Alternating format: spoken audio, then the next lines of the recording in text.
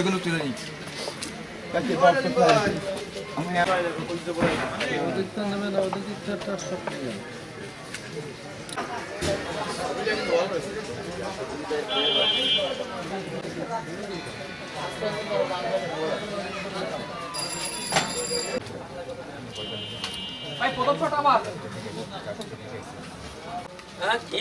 দুজন লোক বলবে।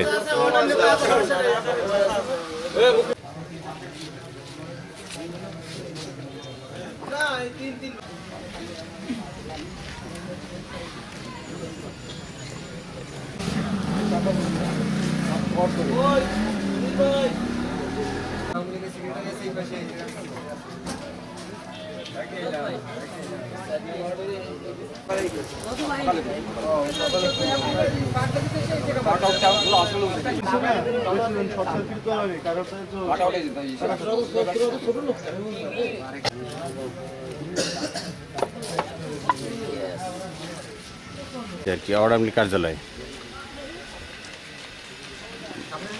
পৌরসভার ভিতরে।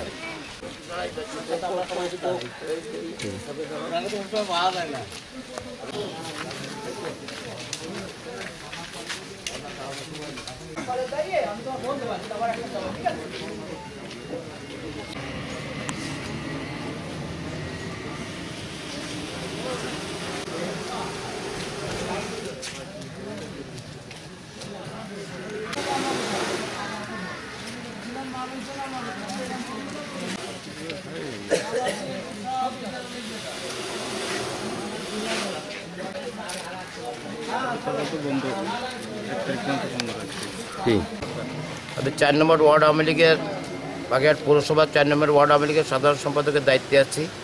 আমরা গতকালে সরকারি নির্দেশ মোতাবেক 12:30টা পর্যন্ত নির্বাচন কাজ শেষ করে আমরা যার যার বাড়ি ফিরে যাই। গভীর রাতে 3:45 আমাদের অফিসে আমার এক ভাই আছেন, বাদশা ভাই, সদর উপজেলা সভাপতি, সদর উপজেলা স্বেচ্ছাসেবক লীগের সভাপতি, উনি আমাকে ফোন করে যে আগুন লাগছে। সাথে সাথে আমরা 2-4 জন ছুটে আসি, এসে দেখতে পাই যে অর্ধেক পুড়ে গেছে। ফায়ার ব্রিগেড ততক্ষণে আগুন নিভায় চলে গেছে। আসলে ব্যাপারটা এটা যে দাঁড়াচ্ছে যে আমাদের যে 4 নম্বর ওয়ার্ড, এটা ছিল আগে বিএনপির জঙ্গিদের একটা বিশাল বড় আস্তানা, কিন্তু বর্তমানে সারা দেশে যেরকম নৌকার জোয়ার বসছে, বিশেষ করে শেখ তন্ময় প্রার্থী হওয়ার পরে আমাদের এই জায়গাও, আমাদের এলাকা 4 নম্বর ওয়ার্ড বর্তমানে নৌকার জোয়ারে ভেসে গেছে।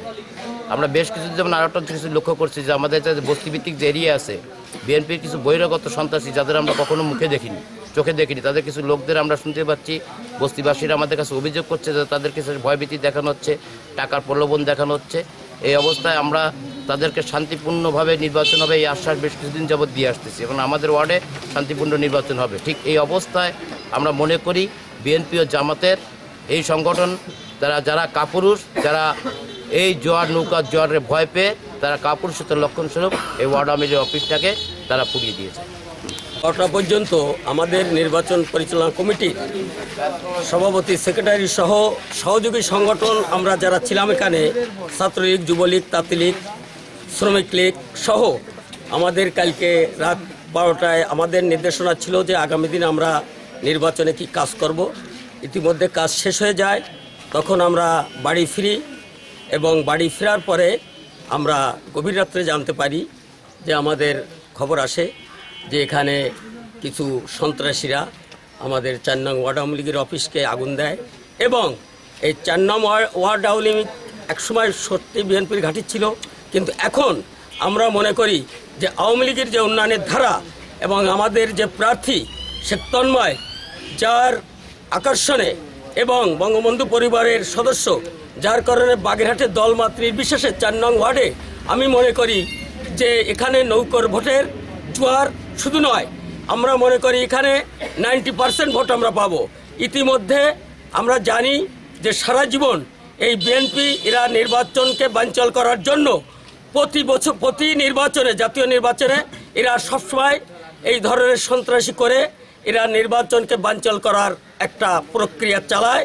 কারণ ইতিমধ্যে আমরা জেনেছি যে আমরা নেটেও দেখেছি তারা নির্বাচন বর্জন করতে চায়, কারণ তারা জানে যে আমাদের কোনো ভোট নাই। এখানে কথা বলেন। এবং আমরা এখন এইটা যাতে আইনগতভাবে সুব্যবস্থা হয়